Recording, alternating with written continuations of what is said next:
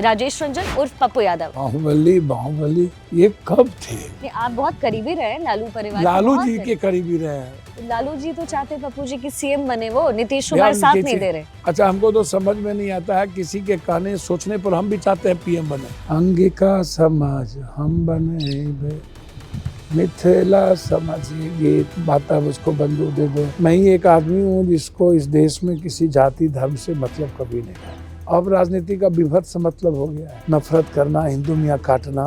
ये ओदी मोदी गोदी को कोई सुनता है? वो तो कह रहे हैं कि मुखौटा लगा के आप चलते हैं, इतने तो केसेस दर्ज हैं। भैया कौन सा केसेस हम पर दर्ज है? कौन कहता मुखौटा लगा के चलते हैं? केसेस तो नरेंद्र मोदी जी पर कितने केसेस भाई, जोगी पर कितने केसेस, कितने को मरवाया, कितने का क्या किया। तरी पार थे अमित शाह जी। वो लॉरेंस बिश्नोई वाला कांड आया तो सबने बोला आपने चैलेंज किया, डर गए। क्या डर गए भैया? अब ट्वीट किए, फिर बम्बई गए, बम्बई से फिर और जगह गए। हाथी चले बाजार, कुत्ता भूखे हजार, हम में सब नंगे हैं ये लोग। 80 और 90 का दशक देश की सियासत में एक बूमरैंग की तरह है। बूमरैंग इसलिए क्योंकि इसी दौर में देश में कांग्रेस और बीजेपी से इतर सबसे मजबूत तीसरा विकल्प यानी थर्ड फ्रंट खड़ा हुआ, जो 90 के दशक के अंत तक आते आते बिखर करके रज्जों तक सिमट गया।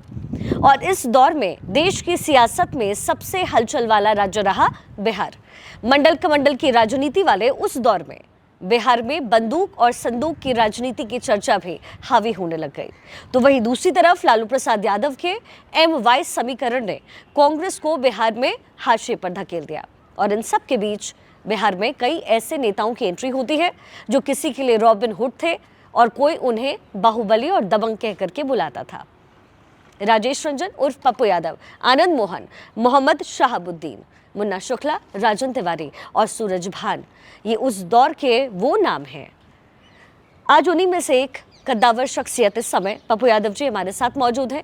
तकरीबन 36 साल का सियासी सफर, 6 बार सांसद, 1 बार विधायक, कभी लालू प्रसाद यादव के दुलारे और अब बिहार में कांग्रेस के सबसे दिग्गज नेताओं में से एक। स्वागत कीजिए उनका। पूर्णिया से सांसद पप्पू यादव जी इस समय हमारे साथ मौजूद है। सर, बहुत स्वागत है आपका। और जब भी आपका जिक्र होता है, कई सारे उपनाम हैं जो आपको मिले, लेकिन कोविड के दौर में आपको जो एक उपनाम मिला है वो है मसीहा के तौर पर। आपको हमने देखा कि आप लोगों की मदद करते नजर आए, कई दफे आप एम्बुलेंस चलाते हुए नजर आए। तो एक बाहुबली नेता की छवि और फिर एक मसीहा की तरह उतरना, क्या कुछ हमको तो एक बात समझ में नहीं आती है कि बाहुबली ये कब थे? एक साधारण, एक बड़े जमींदार परिवार का, देश में यदि 10 लैंडलॉर्ड होगा तो उसमें एक हम भी आते हैं। और जिसकी फैमिली विदेश, देश विदेश, आनंद मार्ग के आध्यात्मिक मार्गदर्शन पर चलता हो। दादा जोड़ी कोट थे आज़ादी के वक्त, और लगातार समाज में मेरे परिवार की अलग भूमिका हो, और एक विद्रोही परिस्थितियां जब आई समाज में, समाज के गरीब, कमज़ोर, EBC, ST, SC, OBC ऐसे लोगों का बड़ा तुष्टीकरण बहुत ज़्यादा, पर कोसी, सीमांचल, मिथिलांचल सब इलाके में जब एक्सप्लॉयटेशन था, शोषण था, मुट्ठी भर पॉलिटिकल ताकत और गलत लोगों के खिलाफ, तो एक प्रखर आवाज़ लगातार उस वक्त परिवर्तन की बात कर्पूरी ठाकुर जी के पहले से, जगदेव पहले से लेके चल रही थी। तो उसमें छात्र आंदोलन और छात्र की भूमिका में हम लोगों ने एक रास्ता ढूंढा, और फिर सरकार जब थी तो वो किसी बड़े ताकतवर लोग उसमें मंत्रिमंडल में थे। उस वक्त सोशल मीडिया नहीं था, कुछ नहीं था, तो अपना एक रास्ते थे। तो उसमें कोई बाहुबली तो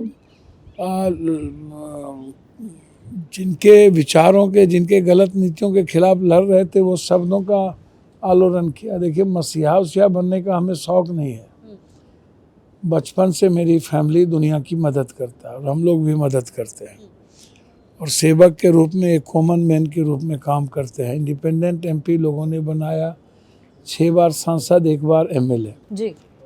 तो ये कोई बाहुबली या कोई ऐसे लोग नहीं बनते हैं। इंडिपेंडेंट MP बनना, ये 2 बार इंडिपेंडेंट MP आज तक कोई नहीं बना। तो दिक्कत क्या है कि आप लोग आते तो हैं ब्रॉडकास्ट करने का, कर भी देते हैं, आपका रेस्पेक्ट करते हैं आप लोगों का, लेकिन ऐसे रास्ते से आप लोग चलना बोलना शुरू करते हैं कि जो मेरी कोई दूर दूर तक, चाहे सदन में कितने बार अवार्ड मिला, जी। फिर 10 तारीख को टाटा मेमोरियल अवार्ड हमको मिलने जा रहा है, पॉलिटिशियन में सिर्फ अकेला हम ही को मिलने जा रहा है। सबसे ज़्यादा क्वेश्चन आयर, सबसे ज़्यादा डिबेट के रूप में अवार्ड मिला। बाढ़ हो, तूफान हो, ज़िंदगी के हर मोड़ पर कोविड को कौन पूछे, कोविड से दुनिया डर रही थी, हम कोविड को डरा रहे थे। 10-10 हज़ार लोगों का लाश उठा रहे थे, घर घर पैदल चल रहे थे, दिल्ली में पैदल चल रहे थे। तो वो मैटर नहीं है, हम मसीहा बनने के लिए थोड़े कोई पैदल चल रहा था, हम मर भी सकते थे, चाहे 46 लाख लोग मरे हम भी मर सकते थे। लाश जब हम उठा रहे थे, यदि कोविड सही में था और मुंह में मास्क नहीं थी, हाथ में ग्लव्स नहीं था, तो मर भी सकते थे जी। या पटना बाढ़ में ब्लड इन्फेक्शन हो गया तब भी हम मर सकते थे। तो जो मरने वाले लोग होंगे वो मसीहा नहीं बनना चाहते, वो अपना काम करता है और हम अपने दायित्वों को जानते हैं, समझते हैं।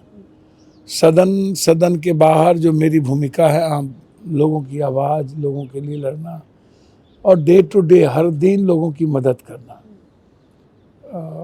उस मदद की कोई सीमा ही नहीं है जी। और वो लोगों कोई ने लेखा जोखा नहीं है, चलता रहता, अनवरत प्रक्रिया है। जी। तो एक लंबे समय से मैंने तो आपको बहुत पहले से देखा है, आपके राजनीतिक करियर की शुरुआत कैसे हुई? क्योंकि बिहार में जो लोग होते हैं आईएएस बनते थे, आईपीएस बनते थे, हम भी जब पढ़ा करते थे तो ये तरह की बातें होती थी। और तीसरा अगर कोई विकल्प होता था तो वो पॉलिटिक्स का होता था। लोग दाव आजमाते थे। आईपीएस बनते थे, ऐसा कहाँ, कितने लोग आईएएस आईपीएस बने बिहार में तो देखिए? सर है। नहीं, कितने लोग ऐसे थोड़ी, कम से कम कोशिश तो करते ही हैं। 13 करोड़ लोगों में कई ठो संख्या है। और आप उठा के देखिए, आदिवासी में, एसटी एससी में कई लोग आईएएस आईपीएस बने, कितने लोग बने। वो भी मंडल कमीशन के बाद एक कुछ रास्ता खुला तो लोग बने, उसके पहले तो बनने का दूर दूर तक कोई रास्ता नहीं था। तो ओबीसी हो, माइनॉरिटीज़ के लोग हों, एसटी एससी हो, आप उठा करके देखिए। राजनीति चूँकि वैचारिक रूप से सामाजिक वैशाली से लेकर के शून्य शब्द लीजिए, चाणक्य, मंडन मिश्र की धरती लीजिए, चाहे राष्ट्र कवि दिनकर हो, फणीश्वरनाथ रेणु हो, विद्यापति कवि हो, या जयप्रकाश गांधी की भूमि हो, चाहे सीता और कर्ण का इतिहास हो, अंग देश मिथिला, चाहे गुरु गोविंद सिंह साहब का हो, बुद्ध की धरती हो, तो आपको लगेगा, चाहे आर्थिक आज़ादी मगध के शासन राजा अशोक से हो, तो आपको लगेगा कि समाजवाद का और वसुधैव कुटुंब का एक पिलर था बिहार। अच्छा, दूसरी बात, हम ठीक है, क्रांति जब भी सन 42 के पहले भी, बाद में भी, अंग्रेज़ के मुग़ल के शासन में भी, तो देखिएगा भारत की भूमिका में पंजाब और बंगाल की जो कंट्रीब्यूशन रहा है, लड़ने मरने का जज्बा रहा है, वो बिहार का नहीं रहा। बिहार वैचारिक रूप से बहुत आगे रहा है, आध्यात्मिक रूप से उसका कंट्रीब्यूशन रहा है, फिलोसफर दर्शन में बिहार बहुत आगे रहा है जी। लेकिन जब क्रांति की बात आती है तो वो अव्वल हो जाते हैं पंजाब। जी जी। पंजाब, हरियाणा, बंगाल, आप उठा के देखिएगा, बंगाल की हिस्ट्री है अपनी। तो इसीलिए आप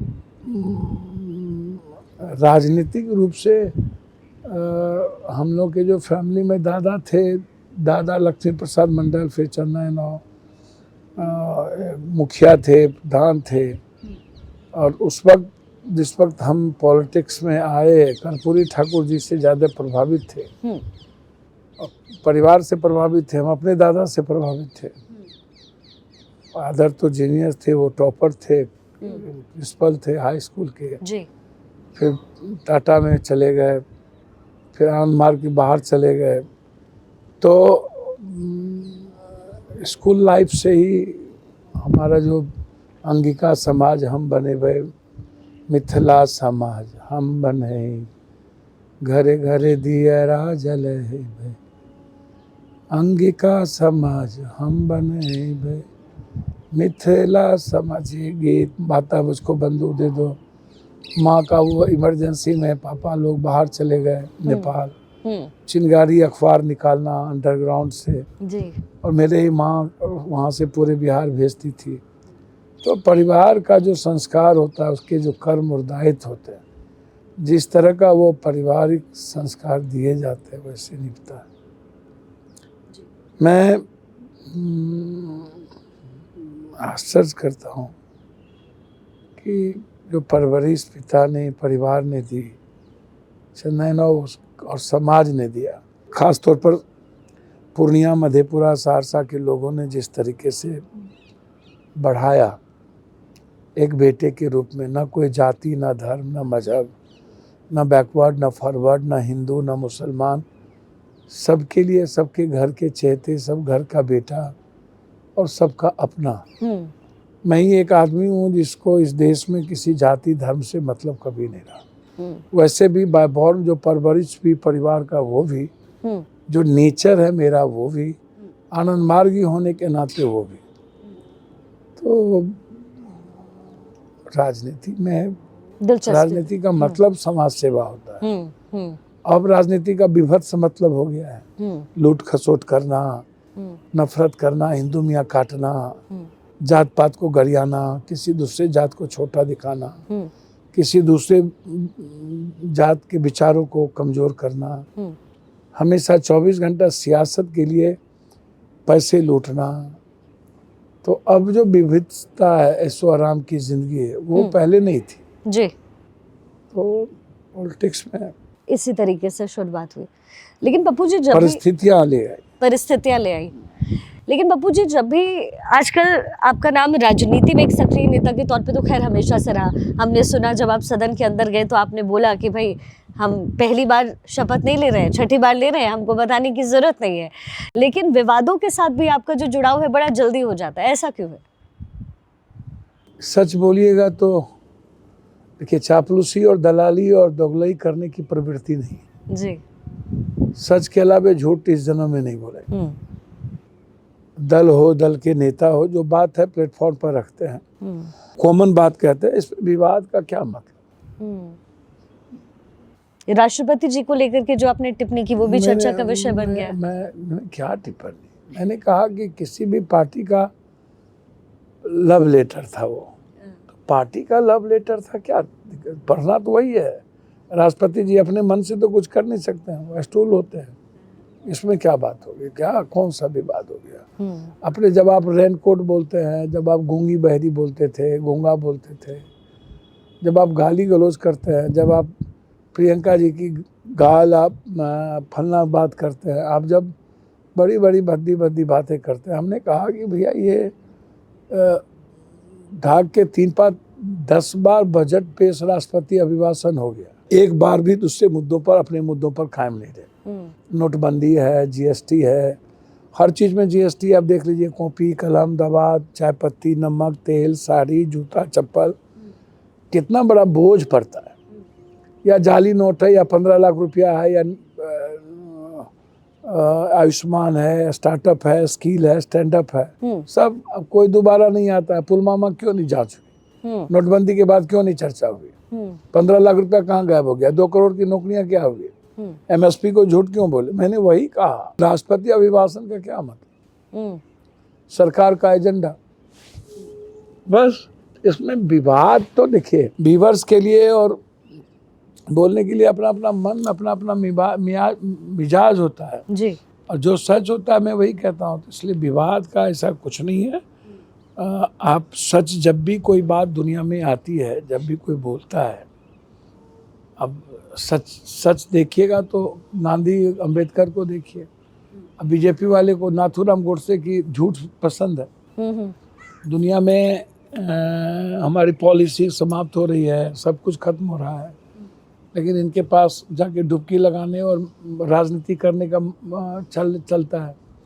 अब देश में, दुनिया में पहली बार हुआ कि इंडिया के लोगों को कोई कमर में रस्सा लगा के हाथ में, और बेटियों को अपमानित करना, शोषण करना, बेटियों को 8 दिनों से बांध के भारत के लोगों को एक छोटा छोटा कंट्री प्लेन नहीं उतरने दिया, अपने से लाने का उन्होंने वादा किया कि मैं खुद लाऊंगा अपने प्लेन से। आंख दिखाई ट्रंप को, और ट्रंप का इतना दुस्साहस इंदिरा गांधी ने कभी भी इतना इस तरह अटल जी ने कभी भी इंदिरा गांधी हो, अटल जी हो, मनमोहन सिंह हो, कोई भी आप किसी का उठा के देख लीजिए, इतनी हिम्मत नहीं हुई। लेकिन पहली बार अमेरिका और ट्रंप को जिस तरह बदतमीजी किया उसको जवाब देना चाहिए था। यहाँ खत्म। लेकिन आपको फुर्सत नहीं है हिंदू मुसलमान करने से, और राहुल गांधी और प्रियंका गांधी को गाली गलौज करने से। ढाक के 3 पात वही, परिवार वही, सबकी आप पूरा खानदान को आप मंत्रिमंडल में रखे हुए हैं, परवरिश करते हैं। तो जो बात सही है उसको आप विवादों में लीजिए। तो देखिए, जब भी कोई दुनिया में नया क्रिएशन होगा या बड़ी शहरें बनेगी तो बड़े बड़े ब्रिक्स कटेंगे, टूटेंगे, गिरेंगे, बड़ी बड़ी मकानें गिरेगी। तो नए रास्ते लीजिएगा तो कहीं रिपरकेशन होगा जी, वो तो चलता रहेगा।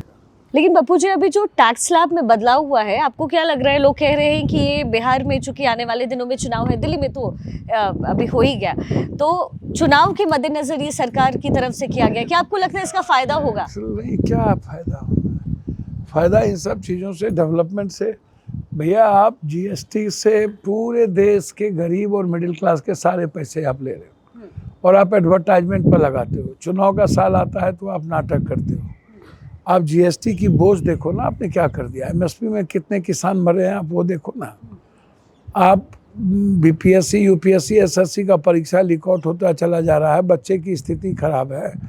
आप 3 बार रहे, एक बार भी रेलवे की वैकेंसी सही नहीं निकाले, आपने बैंकिंग की वैकेंसी नहीं निकाली, लोगों की नौकरी चली गई। लगभग 33 करोड़ लोग बेरोजगार हो गए कोरोना के बाद। 3 करोड़ से ऊपर प्राइवेट और सरकारी नौकरी ख़त्म हो गई। लगभग आधी ट्रेन बंद हो गई। मजदूरी जो डबल थी उसको आधा कर दिया गया। मजदूरी को जो एक कानूनी ताकत थी उसको भी कमज़ोर करके फैक्ट्री वाले को दे दिया। मनरेगा का बजट आपने घटा दिया। तो इस एक स्कूल आपने नहीं खोला, आपने एक हेल्थ सिस्टम पर आपने कुछ बात नहीं की, एजुकेशन सिस्टम पर बात नहीं की, पेपर क्वेश्चन लीक आउट पर आपने बातचीत नहीं की, फार्मर्स पर बात नहीं की, अपने बेटियों की चीज़ों पर बात नहीं की। आप अपने मियाँ मिट्ठू पीठ थपथपाइएगा। एक तरफ 25 लाख रुपया जिसका है, 22 लाख रुपया, 23 लाख रुपया, उसको आप 30% कर दिए। और एक तरफ हम 8 लाख पहले से था, 8 लाख को 10 लाख, 2 लाख आप बढ़ा करके आप उसको, तो अभी पता चल जाएगा ढाक के 3 पाता है। इधर सारे चीज़ों पर आपने जो जीएसटी, जूता पर आप जो कपड़ा पहनेंगे जो 400 रुपया में आपको मिलता था, वो अब 800 रुपया, 900, 1200 रुपया में मिलेगा। खाद जो 700 रुपया में मिलता था वो 1200, 1300 रुपया में। आउट ऑफ मार्केट खाद पर बात नहीं हुई, किसी चीज़ों पर बात नहीं हुई, मंडी पर बात नहीं हुआ। तो आप जैसे देखिए, आप लोग गणेश परिक्रमा करने लगते हैं, इनके सारे कुकर्म, ये जो पीछे जो वादा की वो पूरा हुए क्या? तो ये तो विपक्ष उठाएगा ना बात। मैंने तो वही कह रहा हूँ। तो मैं, आप भैया, वही बात तो मैं भी कह रहा हूँ। हाँ। पीछे जितने वादे इन्होंने किए, हाँ। नोटबंदी के बाद क्या हुआ आज तक कुछ बता दो ना। लेकिन ब्लैक मनी क्या हुआ? लेकिन पप्पू जी, सत्ता में तो दोबारा उन्हीं को जनता लेकर भैया, तो फिर वही बात तो मैंने, यही बात आपकी की बात तो मैंने कहा। सत्ता का इन लोगों से, इन सब चीज़ों से कोई संबंध नहीं है। पुलवामा नहीं होता, सत्ता में नहीं आते। इस बार तो आप देख ही लोगे किस तरीके से सत्ता में आया। 200 से कम सीट आती इनको।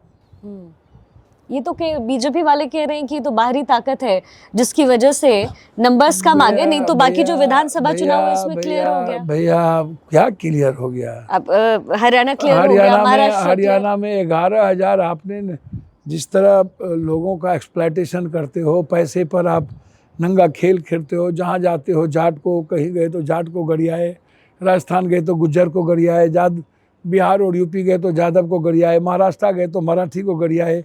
जिस तरह आप फूट डालो, शासन करो, बाइफर्केशन करते हो, ईडी, सीबीआई, अदानी, चुनाव आयोग सबको प्रभावित करते हो।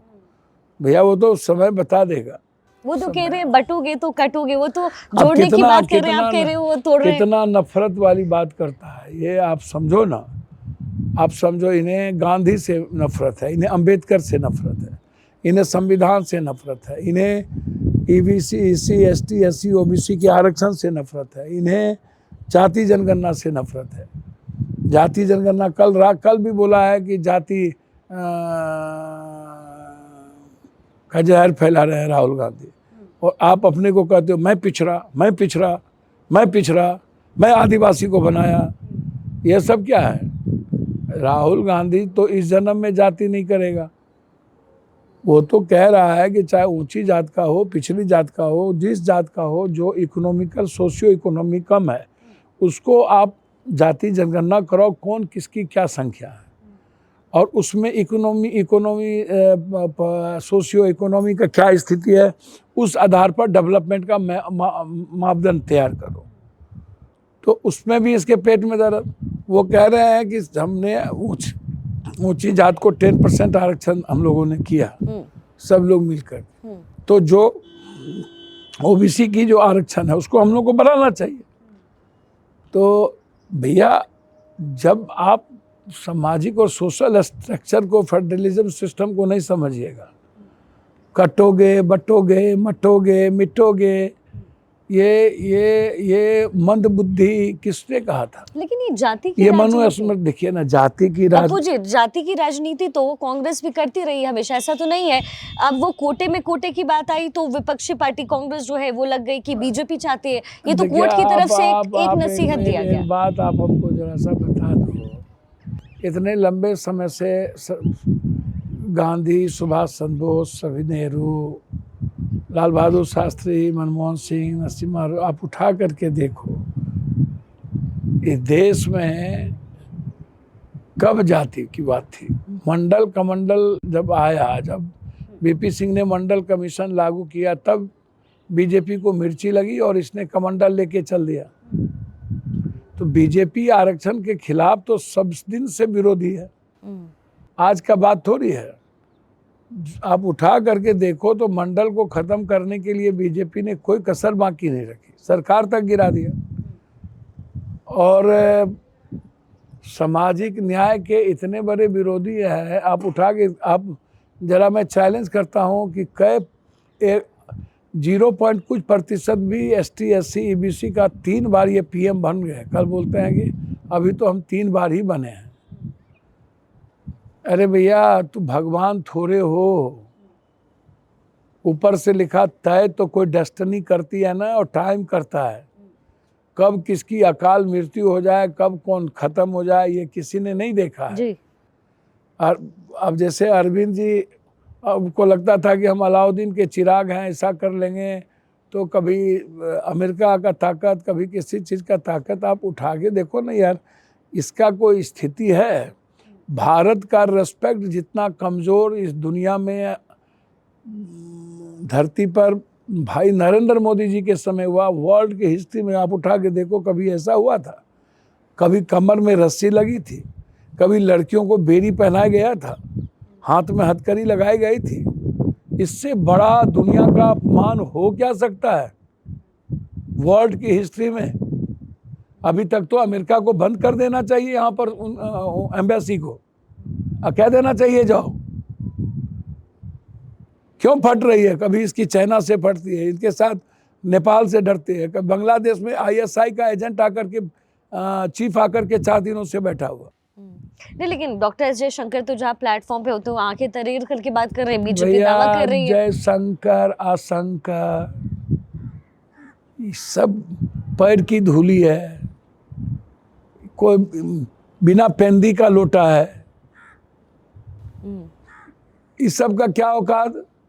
नेपाल में आकर के चाइना एयरफोर्स का पोखरा में एयरपोर्ट बना लिया, बांग्लादेश में आईएसआई चीफ जाकर के बैठा हुआ है। तो क्या बोलते रहते हैं आप? वियतनाम और ताइवान चाइना की मुट्ठी में चला गया। श्रीलंका और पाकिस्तान पहले से हमारे साथ नहीं है। अमेरिका आंख दिखाई दिया, तुम यूक्रेन गए, क्या कर लिए? ये तो रशिया के लिए तो कह रहे मोदी जी बोलेंगे तभी युद्ध रुकेगा। भाई यूक्रेन जाके क्या किए? नाटक। कौन बात सुनने को तैयार है? ये ओदी मोदी गोदी को कोई सुनता है? इनके बारे में समझ गया ये गाय गोरू, गंगा, छिपकली, कब्रिस्तान, शमशान, ईद, बकरीद, जल चढ़ाओ, ढालो, यही सब। ये इंसान की बात नहीं करता है, इसके बारे में दुनिया को पता है। जितना डेवलप कंट्री है वो कोई नदी में स्नान नहीं करता है, लेकिन नदी सेविंग है कि नहीं? हमारे यहाँ नदी को भगवान मानते हैं, लेकिन नदी बर्बाद है। और जिस कंट्री में नदी को भगवान नहीं मानता, वो नदी देखो पूरी जन्नत पैदा करती है। हम उसका पानी पीते हैं। हम पानी पे बात नहीं करते, हवा पे बात नहीं करते। और ये पत्रकार लोग भी तो कोई लेना देना नहीं है पानी, हवा, डेवलपमेंट से। तो इस सब किसका नाम लेते हो भैया? कोई मीनिंग है? अच्छा, लेकिन पप्पू जी, दल है ये इंडिया गठबंधन एकजुट होने की बड़ी अच्छी कोशिश थी है, और ये मुझे लगता है कि मजबूत विपक्ष के तौर पर सब एकजुट होते हैं। धीरे धीरे सब टूट गए। राहुल गांधी को साइड करने की कोशिश होने लगी। ममता जी ने बोला हमको दीजिए प्रतिनिधित्व, केजरीवाल ने बोला दिल्ली में देख लिया हमने क्या हुआ। क्यों ऐसा? कश्मीर से कन्याकुमारी, उत्तर से दक्षिण, पूरब से पश्चिम, साउथ जाओ कांग्रेस, नॉर्थ जाओ कांग्रेस, अरुणाचल जाओ कांग्रेस, मणिपुर जाओ कांग्रेस। कांग्रेस की जो आइडियोलॉजी है वो वसुधैव कुटुंब, सर्वधर्म संभव, सार्वभौमिकता, वो संविधान, वो गांधी और अंबेडकर पटेल के थॉट पर चलने वाला पार्टी, नेहरू के थॉट पे चलने वाला विचारधारा। और बिल्कुल इकोनॉमी सस्टेन हो, आम आदमी को मुस्कुराने का अवसर हो, नफरत ना हो, कोई डर ना हो, कोई दुनिया में नफरत वाली भाषा ना हो, कोई ईडी सीबीआई बना, कोई संस्था। आप इसको समझने का प्रयास कीजिए। अच्छा, दूसरी बात, हर पार्टी की अपनी अपनी विचारधारा है, तो उसमें सब स्वतंत्र है लड़ने के लिए। कांग्रेस भी स्वतंत्र है लड़ने के लिए जी। तो जब अलग अलग कोई चुनाव लड़ता है तो उसको आप उठा करके देखो, उसको आलोचना में मत देखिए। अरविंद जी पंजाब में चुनाव लड़े, अरविंद जी हरियाणा में इस बार चुनाव लड़े, तो कहाँ कोई आलोचना राहुल गांधी जी ने किया कुछ? यहाँ जब आप चुनाव लड़ रहे हैं, कांग्रेस पार्टी और दोनों आदमी चुनाव लड़ रही है, तो जो आपकी कमजोरी है, आपने जो वादे किए थे, जो 3 बार दिल्ली की जनता ने आपको, जहाँ पर मिक्स जनता है, जहाँ सभी जगह के लोग हैं, पूर्वांचल के 40% लोग हैं, पूर्वांचल की बात नहीं किए, केरल की बात नहीं की, आप जमुना की बात नहीं किए, आप हवा की बात नहीं किए, आप पेरिस बनाना चाहते थे वो बात नहीं किए, आप भ्रष्टाचार को खत्म करना चाहते थे वो प्रकाष्ठा पर चला गया। रेवड़ी सभी लोग बांटने की आदत हो गई है, सब लोग, ये रेवड़ी पर तो पूरा देश नाश होता चला जा रहा है। ये ले लो जी, वो ले लो जी। दिल्ली चुनाव भैया हमको तो समझ में नहीं आया कि कांग्रेस जो वादा करती है उसको पूरा करती है। आप उठा करके देखो ना भैया, इंदिरा आवास कब शुरू हुआ, राजीव गांधी विद्युत परियोजना कब शुरू हुआ, आप पेंशन जितने दिए कौन लाए, एजुकेशन सिस्टम को कौन लाया। आप किसी भी चीज़ों को उठा के देखोगे, राइट टू हेल्थ है, राइट टू फूड है, RTI है, राइट टू एजुकेशन है।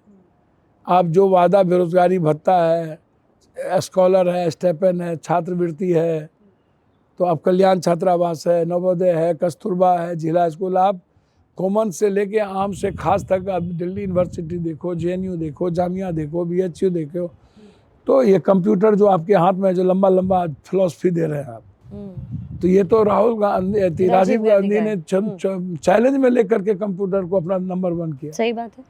तो ये अब आप इसको उठा करके देखिए ना भैया, आप इतने हल्के में, इनका आप 11 साल का देख लो तो वही, ये भी तो कह रहे हैं इकोनॉमी हम आगे पहुंचा रहे हैं, हमने टैक्स कम किया है, हमने विदेश नीति में बदलाव किया है जो नेहरू के समय नहीं हुआ। तो बर्बादे है, कोई रेस्पेक्ट ही नहीं है। हमारा डॉलर देख लीजिए क्या हाल है, हमारी पर कैपिटा इनकम देख लीजिए क्या हाल है, हमारे किसानों की स्थिति देख लीजिए, मजदूरों की स्थिति देख लीजिए। ये अदानी अंबानी के टैक्सेस के पैसे को आप नाटक करते हो। तो इसीलिए मेरा बहुत क्लियर है, ये इसको कुछ आता भी है सिवाय कब्रिस्तान, शमशान, ईद बकरीद के, सिवाय तलाक, महबूबा मुफ्ती मोहम्मद सईद के साथ सरकार बनाता है। और जो सबसे अलाइज पार्टनर इनके उद्धव ठाकरे जी थी, उसको लात मारता है। शिंदे को लात मार दिया, कभी नीतीश को लात मारता है, कभी चिराग को भगाता है, कभी भाई को लेता है, कभी भाई को भगाता है, चिराग को लेता है। जब कभी रेड्डी को लाया, फिर चंद्रबाबू नायडू को ले आया, कभी ममता को भगाया। तो ये जिसको टेररिस्ट कहते हैं, पाकिस्तान से मिला हुआ तुष्टीकरण की बात करते हैं कि राजनीति, तो नरेंद्र भाई मोदी ने तो सबसे पहले तुष्टीकरण की राजनीति महबूबा के साथ की। ये देखिए, सत्ता के लिए ये कुछ भी कर सकते हैं।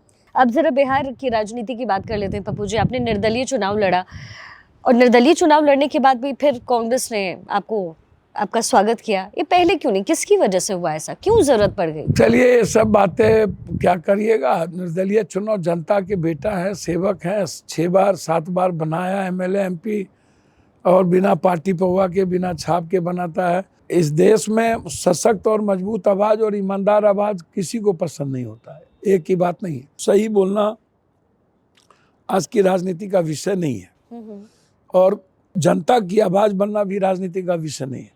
आप जितना झूठ, जितना धूर्तही करोगे, दुष्टही करोगे, जितना ठगोगे, 6 महीना चुनाव के बीच में रहोगे, 4.5 साल गायब रहोगे, 6 महीने में नई नई बात करोगे, आवाज करोगे सोशल मीडिया पैसे से, अखबार से, टीवी से, एडवर्टाइजमेंट देंगे जनता के पैसे से, वो जो दिखता है बिक जाता है। तो पसंद नहीं होगा हमें, पसंद तो हमें कौन पसंद है?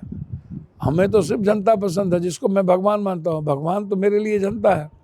आम आदमी इंसान है, गरीब है। दूसरा जगह तो मैं हाथ गोड़ जोड़ा नहीं हूँ। आप कभी हाथ गोड़ जोड़ते देखे हो तो बता दो। नहीं या मैं कहीं बाप कर रहा हूँ, बाप रे बाप हमरो जाना है यहाँ। हम तो डेली डुबकी लगाते हैं गरीब में। तो भगवान कहता है गरीबों की गंगा में डुबकी लगाओ। तो हम तो डुबकी डेली लगाते हैं, अच्छा लगता है डुबकी लगाने में। डेली सेवा करते हैं, डेली लोगों की मदद करते हैं, तो बहुत अच्छा लगता है। पप्पू यादव की भूमिका बिहार चुनाव में कैसे रहने वाली है? मेरी भूमिका क्या है, मैं एक साधारण वर्कर हूँ। स्ट्रॉन्ग कांग्रेस को पा रहे हैं बिहार में आने वाला चुनाव? भैया, कांग्रेस यदि संगठन पर अभी से ध्यान दे, 242-43 सीटों पर, और जो एक इलहरी की तरह हमारी जो दायित्व और जिम्मेदारी दी जाएगी, तो हमारी कोशिश होगी कि कांग्रेस को बहुत मजबूत, और कांग्रेस के संगठन को मैं बहुत मजबूत करूं, और पहले को संगठन पर और गांव तक, पंचायत तक ले जाऊं। बाद में कांग्रेस नेतृत्व जो भी निर्णय लेगा उसका स्वागत भी करेंगे और उसके साथ खड़े भी रहेंगे। कांग्रेस का जो लीडरशिप है, अंतिम जो लीडरशिप का निर्णय होता है, वही सच होता है। और यही डेमोक्रेसी भी है, और यही हमारा इस देश की परंपरा भी रही है जी। तो बिहार चेंज होगा, आप चिंता ना करिए। बिहार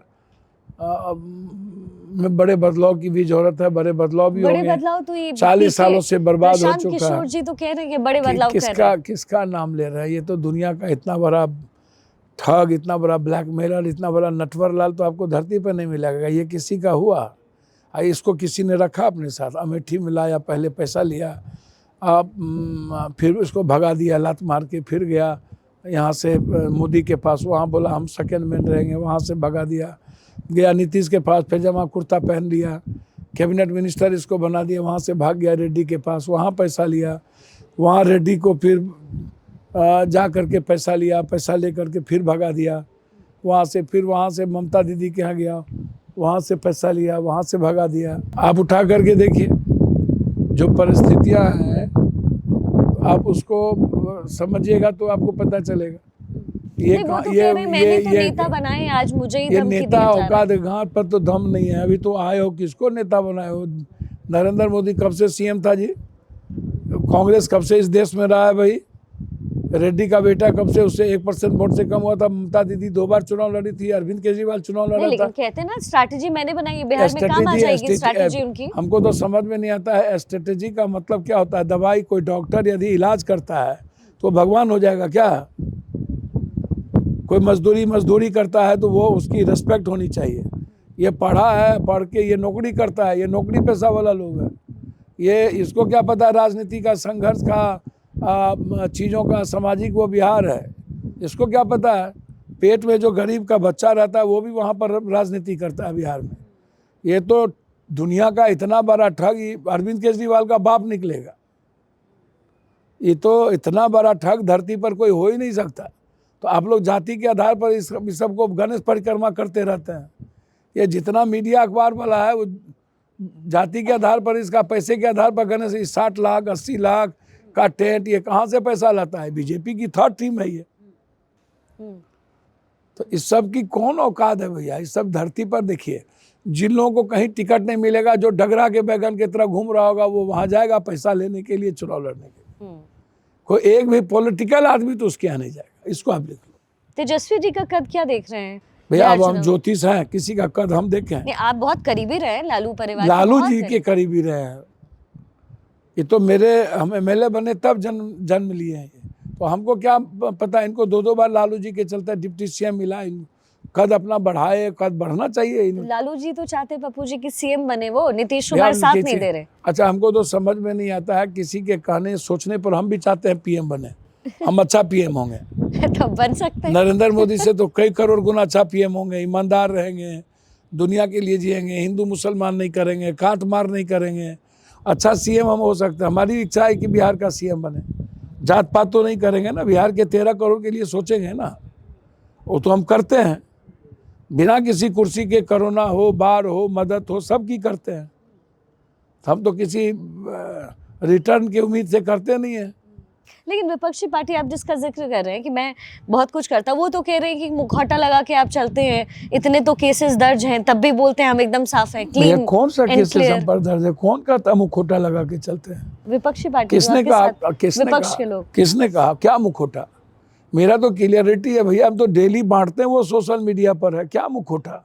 डेली लड़ते हैं तो वो सोशल मीडिया पर है, बाय बॉर्न संघर्ष करते हैं, लाठी खाते हैं।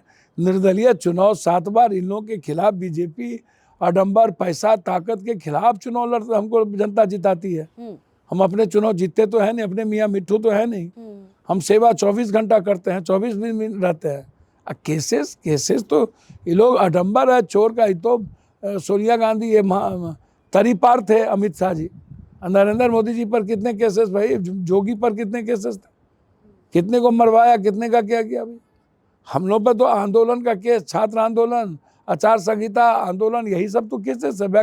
कभी इस आंदोलन, कभी वो लड़ाई, कभी जातीय उन्माद बढ़ गया। वो डराने धमकाने वाली बात कहते हैं, वो कहते हैं कि ऐसा किया वैसा किया, भैया, फिर आपने आप लोगों हमको- की मदद की, उन्होंने कही पैसा ही तो आया, कहाँ से आया? भैया मैं आपसे पूछ रहा हूँ, कोई एक डराने धमकाने की बात देखोगे ना? पैसा तो हाथ से बांट रहा है, मेरा बाप दादा बांट रहा है। कोई आज से आपको क्या पता मेरे बाप दादा के बारे में? इसको क्या पता चपरासी जो इंजीनियर जिसके पास 1 रुपया नहीं था, अरबपति लोग हैं ये लोग। ठीक, ये लोग कहाँ से लाए पैसा? इन लोग पर जो इतना केसेस पैसा का हुआ, हम पर तो हुआ नहीं। हमको तो कोई दोस्त इधर से देता है, इधर से लेता है, इधर से इससे लेंगे अभी 20,000, इससे लेंगे 10,000, फिर किसी को बांट देंगे। हम तो यहाँ पर सब पैसे वाला सब बैठा ला, कहेंगे भैया 50,000 दे दीजिए, किसी को बांट देंगे। तो हम तो लेते हैं, इधर से बांटते हैं। तुम लोग लेते हो तो तुम लोग तो ऐसो आराम की जिंदगी इश्क और मुश्क करते रहते हो। पूरा तुम लोग का दुनिया देख रही है कि तुम लोग के चाल चलन क्या है, कोरोना में क्या किए, कौन कब कितना लूटते हो, तो सबको पता है भैया। पप्पू यादव के बारे में सबको पता है। एक तो अकाउंट नहीं है तो दुनिया में चैलेंज तो हम करते हैं। सब पॉलिटिशियन अपना ईडी सीबीआई से जांच करा लो, सुप्रीम कोर्ट के जज के मॉनिटरिंग में कर लो कि कितना संपत्ति थी और हमारा कितना संपत्ति था, कितना बिक गया, यो जांच करा लो। ऊँट बैठियो जाएगा तो गधा से ऊंचा होगा। हाथी चले बाजार, कुत्ता भूखे हजार, हमाम में सब नंगे हैं ये लोग। हड्डाल पर उल्लू बैठा, अंजाम में गुलिस्ता क्या होगा। हमको तो कोनो सरकार में, मंत्रिमंडल और में मिला नहीं। हम तो 6 बार 7 बार एमएलए एमपी हैं। तो सबको पता है कि सदन और सदन के बाहर एक आदमी लड़ता है, एक आदमी मेरी अब बात उठाता है। इसलिए कौन क्या बोलता है उससे हमको क्या लेना देना। बिहार की राजनीति में कहा जा रहा है कि निशांत कुमार आ सकते हैं, नीतीश कुमार अपने बेटे को लॉन्च आना करने की आना तैयारी कर चाहिए, रहे हैं। निशांत कुमार जी को आना चाहिए। सादगी है, अच्छे है। और नहीं तो ये लोग नीतीश कुमार के साथ जो 3-4 ठो खंबा है, जनता दल यू को खत्म कर देगा। जिस नीतीश कुमार जी ने जिस ईबीसी ओबीसी एसटी एससी की राजनीति का वर्चस्व और सामाजिक आधार बनाया, तो इसको तो ये लोग खत्म कर देगा। पदाधिकारी के हाथ में अभी सरकार चल रही है। मुख्यमंत्री जी तो लगभग अभी अस्वस्थ नजर आते हैं, बहुत फेयर नहीं। अभी तो पदाधिकारी पूरे बिहार को चला रहा है। इसलिए निशांत जी को तो तुरंत आना चाहिए। मुझे अच्छा लगेगा निशांत आएगी राजनीति। तो फिर वहां का समीकरण कैसे लगेगा आपको, क्या सेट होता दिखेगा? फिर आरजेडी अगर जेडीयू की कमान संभाल लेते हैं, आरजेडी लालू यादव पूरी कोशिश कर रहे हैं, वो तो ये भी कह रहे हैं कि शायद नीतीश कुमार आ भी जाए। आरजेडी की जो स्थिति है लालू यादव जी के समय बिल्कुल अलग थी। अब जो स्थिति है वो धीरे धीरे अपने को कहीं माए पर आ गए। ओबीसी छूट गया, ईबीसी छूट गया। और आरजेडी में रहने वाले जो ताकतवर माफिया दलाल तो सभी दल में है।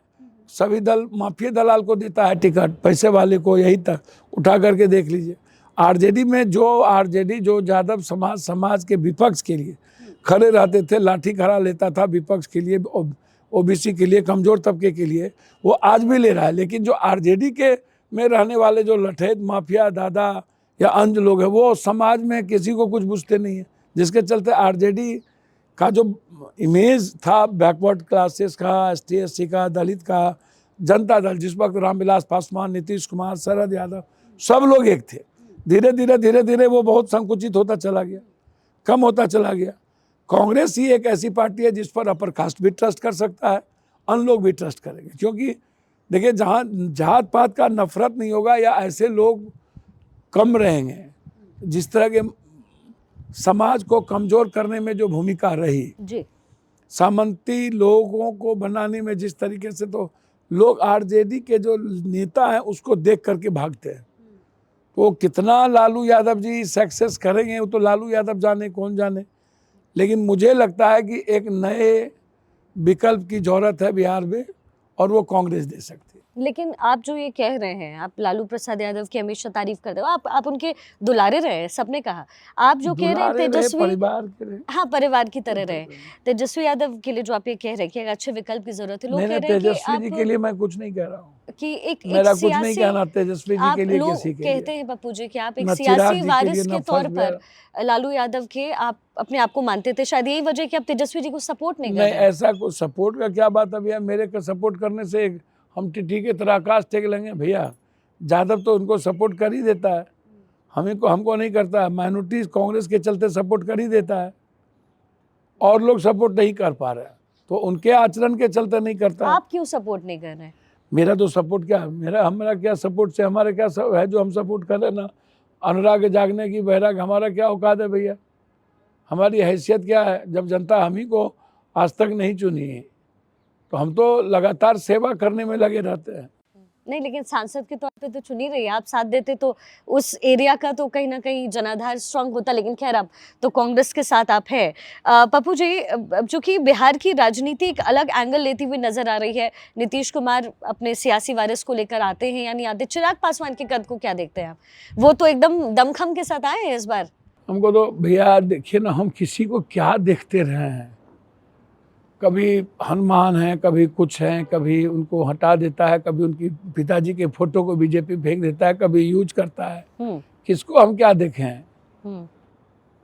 उनकी अपनी सोच है, अपनी राजनीति है। मैं इतने जानता हूं कि रामविलास पासवान अब कोई पैदा नहीं हो सकता, लालू जी की तरह राजनीति जो लालू जी थे नहीं हो सकता, किसी कीमत पर पैदा नहीं हो सकता। रामविलास पासवान जी अब नहीं, मुलायम सिंह जी पैदा नहीं हो सकते, शरद पवार पैदा नहीं हो सकते। बस मैं इतना जानता हूँ। और मैं इतना जानता हूँ कि अब राजनीति घर में सो करके और सोशल मीडिया पर और ट्वीट करके नहीं हो सकती। राजनीति जाति के आधार पर भी नहीं हो सकती, जाति से सबको ऊपर उठना पड़ेगा। लेकिन बिहार में तो जाति आधारित राजनीति है तो देश भर में विकलांग कहीं पर MY समीकरण हमेशा अरे भैया, कर्नाटक जाओगे वहाँ है मत्तो, मणिपुर में जाओगे मत्तो और कुकीज है, कर्नाटक जाओगे लिंगायत भोग लिंगायत है। सभी जगह जात की राजनीति है, कहीं मराठा है, कहीं जाट है, कहीं गुज्जर है, कहीं सिखिज्म है, कहीं चमार है, कहीं जाटप है। बिहार में चूंकि गरीबी पलायन ज़्यादा है, मजबूरी है, बेरोजगारी है, तो बैठ के राजनीति करते रहते हैं, यही है। योगी जी ने बोला कि उनको रुलाया गया, तो उन्होंने आज उत्तर प्रदेश में सबको रुला दिया है। भैया आप भी उनके बारे में जिक्र कर रहे थे, आपने भी, आपके भी वीडियोस खूब वायरल हुए। वो कह रहे हैं अब हम रुला रहे हैं। हमको तो किसी ने नहीं रुलाया, हम तो दुनिया में हम ना हम किसी को रुलाए, ना हम योगी जी को रुलाए। सब अपने कर्म से रोता है, अपने किसी कारण से रोता है। भैया भक्त तो मुड़ता ही रहता है, तो अलाउद्दीन के चिराग योगी जी या मोदी जी या पप्पू यादव नहीं ना है, फिर तो वक्त आएगा ना, किसी का तो आता ही रहता है। तो सबके कुकर्म और पाप सब सामने में है, कौन लूट रहे हैं, किस कंपनी को कितना का ठेका दे रहा है, कौन क्या कर रहा है, सबको है।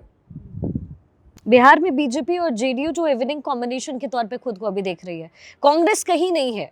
भैया अब आप अपने आप ज्योतिष हैं तो आप अपना रहिए, उसमें हम क्या कर नहीं सकते हैं। बीजेपी कह रही है सर, मैं बीजेपी क्या कहेगी? मैं तो बस उनकी बातें यहाँ तक हो रहे हैं। बीजेपी जदयू के बगैर लड़ ले। बीजेपी तो नीतीश कुमार को फिनिश करने में 3 बार लगी, अब लास्ट है कि खत्म अबड़ी कर देना है नीतीश तो कुमार नीतीश जी कहीं उससे पहले पलटने की तैयारी तो नहीं कर लेंगे, क्या भैया, पता इस बार? ये तो नीतीश जी की कोर टीम और ज्योतिष समझेंगे ना। पप्पू यादव प्रवक्ता है जदयू के। जब जब नीतीश जी की आइडियोलॉजी पर, उसके चीजों पर हमला होता है तो नीतीश जी अपना निर्णय लेते हैं। बीजेपी तो नीतीश कुमार जी को खत्म करने में तो लगे ही है। बिल्कुल। पप्पू जी 1990 में आप पहली बार विधायक बने, लेकिन पार्टी बनी, आपने काम तो बहुत अच्छा किया, लोग आपको जिस तरीके से प्यार कर रहे हैं, आपने तो पार्लियामेंट के पटल पे भी जाके बता दिया ये, लेकिन पार्टी क्यों उस तरीके से नहीं बन पाई, और क्या आगे कोई प्लानिंग कर रहे हैं क्या? नहीं, पार्टी देखिए, पार्टी के लिए ना बनी ही 2 बार पार्टी बनी, समाजवादी के साथ भी रहे, लेकिन धीरे धीरे समय काल पात्र के अनुसार चीज़ें चलती रही। कभी हमारे पहले लालू जी पैदा हो गए, तो मेरा दुर्भाग्य कि हम उनके बाद पैदा हुए, तो जो ताकत, जो परिस्थितियां बननी चाहिए वो नहीं बन पाई या हम नहीं कर पाए, ऐसा मैं मानता हूँ। मेरी कोई भूल होगी, हमसे कोई गलतियां होंगी। मैं अभी कांग्रेस के साथ हूँ, निर्णय कांग्रेस को लेना है कि क्या करेंगे। कांग्रेस जब कोई निर्णय नहीं लेगी तो फिर मैं सोचूंगा कि मुझे क्या करना चाहिए। जितनी मजबूती के साथ आप दिल्ली में चुनाव प्रचार करते रहे, बीजेपी में भी पप्पू यादव वैसे ही नजर आने वाले बिहार चुनाव के लिए प्रचार करते हुए, कांग्रेस के लिए बिहार चुनाव में? निश्चित रूप से। तो कांग्रेस आएगी इस बार? हमारा तो प्रयास रहेगा ही। मतलब हम फिर भी आपको बार बार हम एक ही बात कहेंगे, हम कोनो अगर जानी भक्ता तो है नहीं, या हम भगवान तो है नहीं। हम बार बार कहते हैं कि वक्त, time, person, place, way and subject, this is the important. हम बार बार आपको बोलते हैं। पप्पू यादव जी को डर तो किसी से नहीं लगता है, लेकिन ना भगवान से ना धरती पर के किसी से नहीं। फिर लेकिन सर वो लॉरेंस बिश्नोई वाला कांड आया तो सबने बोला आपने चैलेंज किया, डर गए। चैलेंज किया, डर गए? कहाँ पर क्या डर गए भैया। अब आप अपना अपना तरीका से आप लोग जीते हैं भैया। आपने पोस्ट किया था ना, मैंने क्या लेना देना लॉरेंस या किसी से। गलती की हम, जो कोई बात होता है तो हम ट्वीट कर देते हैं, बस ट्वीट किए, फिर बम्बई गए, बम्बई से फिर और जगह गए, 3 बार बम्बई गए, बाबा सिद्दीकी के घर पर गए, सलमान जी से बात किए, मिले, उसके बाद और जगह भी गए, झारखंड में काम किए 1.5 महीना, तो कर तो रहे हैं। डरते नहीं है भैया, यहाँ से निकलेंगे एक्सीडेंट हो जाएंगे, मर जाएंगे, तो क्या डरना जी। बड़े बेबाकी के साथ हम अपनी बात को रखते हैं। बिहार चुनाव का ही सर बस अब इंतजार हो रहा है, क्योंकि दिल्ली का चुनाव तो समाप्त हुआ, बिहार के चुनाव का इंतजार है। और इंतजार जो देश की जनता है पप्पू जी, उनको ये भी है कि कांग्रेस एक मजबूत जनाधार के साथ आए, क्योंकि अगर कांग्रेस मजबूत नहीं होगी, विपक्षी पार्टी तो टूटती जा रही है। देखिए, कांग्रेस तो मजबूत है ही, कांग्रेस की विचारधारा मजबूत है, कांग्रेस लड़ना जानते हैं। कांग्रेस तब ना डेली नरेंद्र मोदी भाई बहन इतना भगवान का नाम लेते, जैसे उन्होंने कहा अम्बेडकर का जितना नाम लेते हो, इतना तो भगवान का नाम मोदी जी लेते तो बेहतर नहीं पार हो जाते, जितना राहुल जी और प्रियंका गांधी का नाम। और ये तो वो कह रहे हैं कि कांग्रेस भुना देती है। भाई, संविधान पे तो हमने कुछ बोला नहीं, सबसे ज्यादा संशोधन तो कांग्रेस ने किया है, लेकिन लोकसभा चुनाव में बोल दिया भाई कि संशोधन बदल देंगे। कौन बोलता है, कौन के तो संविधान को मानते ही नहीं है। तो मैंने पहले ही आपको बता दिया, मंडल कमीशन के खिलाफ इन्होंने कितना खतरनाक खेल खेला, और ये नाथुराम गोडसे को मानने वाले लोग हैं। अब बाबा साहब अम्बेडकर की आइडियोलॉजी को तो मनुस्मृति के तब से लेके आज तक किसी ने, आरएसएस के लोगों ने नहीं माना। तब फिर आपके साथ एकजुट जो कुछ नेता हैं या दल में रहे भी विपक्षी के तौर पर, राहुल गांधी, अखिलेश यादव हो गए, तेजस्वी यादव हो गए, तेज प्रताप भी आप मान सकते हैं, इनमें बेस्ट कौन लगते हैं आपको? इन्हें बेस्ट और अच्छे का क्या बात है। रैंकिंग अगर आप करें, अपने अपनी आइडियोलॉजी है, रैंकिंग हम करने के लिए बैठे नहीं है किसी के। राहुल गांधी एक सच आदमी है, बेबाक आदमी है, मजबूत आदमी है, वो धुरता ही नहीं करेंगे। 4 प्राइम मिनिस्टर के गोदी में पल के 5वें बार उन्होंने खुद प्राइम मिनिस्टर की कुर्सी को लात मारा, जब मनमोहन सिंह 2nd बार उन्हें ऑफर किए थे, तो कभी भी प्राइम मिनिस्टर हो सकते थे। लेकिन 10,000 किलोमीटर चलने की ताकत, झोपड़ियों में जाने की ताकत, करने की ताकत राहुल गांधी जी के भीतर एक आवाज़ है, प्रखर आवाज़ है। और दृढ़ निश्चय के साथ जिद्दी हैं, काम करते हैं। अखिलेश जी भी संघर्ष करते हैं। मुलायम सिंह जी के बाद जिन्होंने जिस तरीके से उन्होंने उत्तर प्रदेश के डेवलपमेंट को किया और सभी जात को लेके चला, सिविलाइजेशन जिस तरीके से है, तो अच्छे लोग हैं, इसमें क्या, उसमें कौन बहस है। राहुल गांधी जी बहुत ही साफ सुथरी राजनीति करते हैं, बहुत धुरतई दुष्टई उन्हें नहीं आता है, बेबाक हैं, वो दिखते हैं, क्लीन हार्ट है, बहुत क्लियर है। लेकिन हर फिर भी बीजेपी की तरफ से कहा जाता है कि बार बार तो लॉन्च करने की जरूरत पड़ती है। भैया ऐसा अभी तो उन्होंने बोल दिया सदन में कि यूपीए भी नाकाम रही, एनडीए भी नाकाम रही। हमको तो मोदी जी पर तरस आता है, बीजेपी पर। देश के निर्माण में कांग्रेस या अन्य लोगों की भूमिका जितनी बड़ी है, तुम तो आए तो आज तक एक स्कूल नहीं बनाए, एक कॉलेज नहीं बनाए, एक वादा पूरा नहीं किया। हिंदू मुसलमान के अलावा तुम्हारे पास कोई दूसरा एजेंडा नहीं है। चलिए ठीक है, बहुत बहुत शुक्रिया पप्पू जी, अपने बड़ी बेबाकी से आप अपनी बातें हमेशा रखते हैं और आज भी मुझे उम्मीद थी कि आप उतनी बेबाकी से अपनी बात रखेंगे। और बहुत शुभकामनाएं, बिहार चुनाव के लिए भी आपको बहुत कुछ करना है। बहुत बहुत शुक्रिया आपका हमारे साथ जुड़ने के लिए।